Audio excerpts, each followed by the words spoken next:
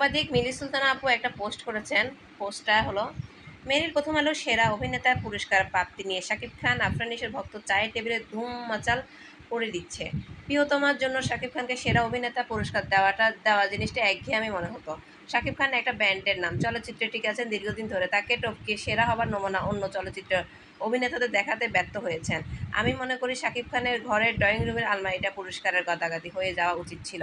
পুরস্কারের পুরস্কারের trophy jam তিনি বহু আগে থেকে লাগিয়ে দিতে পারতেন, কিন্তু পারেননি কেন? সেদিকে বারবার আলোকপাত করতে ভালো লাগে না। তবে একটা কথা আছে, বেটার লেট দেন নেভার। যথেষ্ট দেরিতে হলেও শাকিবের অভিনয়ের উন্নতি হয়েছে।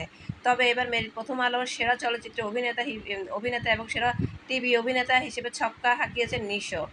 অ্যাওয়ার্ড আফরান নিশোর দখলে যাওয়া শাকিব ভক্তরা ভীষণ খেপেছেন। পুনর্জন্ম ওয়েব সিরিজে আফরান নিশোর অভিনয় ছিল পুরস্কার ছিনিয়ে নেওয়ার মতোই। সুড়ঙ্গ ছবিতে ভীষণ প্র্যাকটিক্যাল অভিনয় করেছেন নিশো। একজন প্রবল সম্ভাবনাময় অভিনেতাকে উৎসাহিত করা উচিত। আরে ভাই, নিশোকে এক চিলতে অভিনন্দন জানালে আপনার সুষম মানসিকতার ভাণ্ডার সমৃদ্ধ হবে বইকি। তবে সেরা অভিনেত্রী পুরস্কারটি নুসরাত ইমরোজ তিশা কাশমিকালও ডিজার্ভ করে না। আমি মনে করি আসলে ডিজার্ভ করে না। আমার বিচারে সেরা অভিনেত্রী পুরস্কারটি আনফেয়ার হয়েছে। তিশার চেয়েও আরও গ্রহণযোগ্য অভিনেত্রীও ছিল।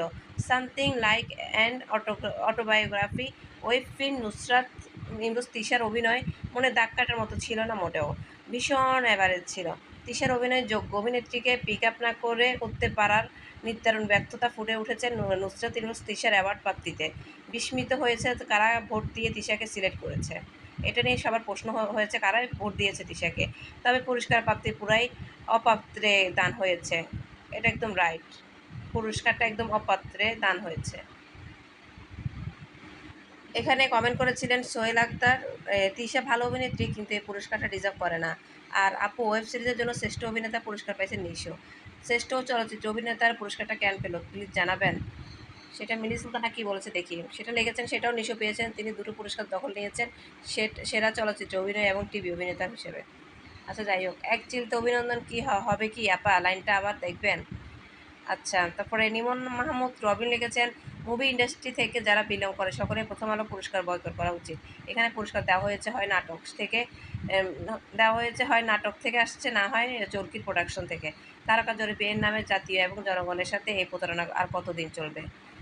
একদম রাইট কথা বলেছেন। আয়েশা লিখেছেন, প্রথম আলো এবারের পুরস্কার একমাত্র যোগ্য প্রাপ্ত ব্যক্তি ছিলেন বুবলি। তার সাথে সিন্ডিকেট করে দিশাকে পুরস্কার দেওয়া হয়েছে। দিশা কিছুতেই পুরস্কার যোগ্য ছিল না। অনেক কমেন্ট আছে, সবাই মানে তিশা পেয়েছে যে সবাই রাগ করেছে এখানে। এটা প্রাপ্য ছিল আমাদের শাবনূর ইয়াসমিন বুবলি, আর নায়ক হিসেবে শাকিব খানের, আর কণ্ঠশিল্পী হিসেবে রিয়াদ ভাইয়ার। ঈশ্বর গান জেগেছেন।